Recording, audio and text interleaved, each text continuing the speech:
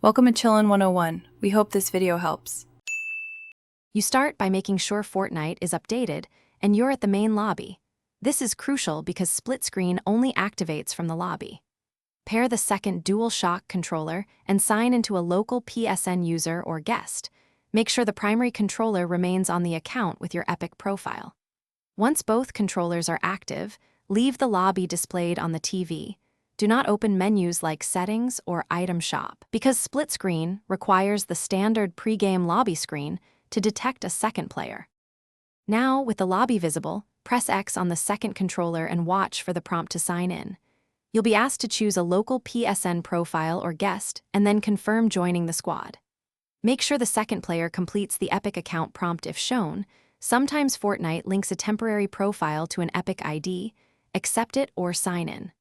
Once joined, position characters, select your game mode, and mark both players ready. The game will split the screen automatically when a match starts.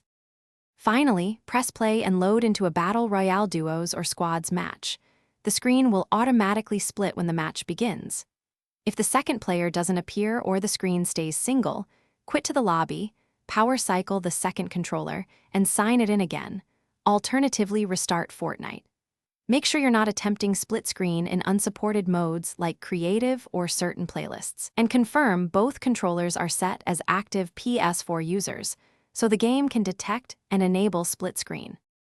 Thanks for watching. Consider subscribing if we helped you.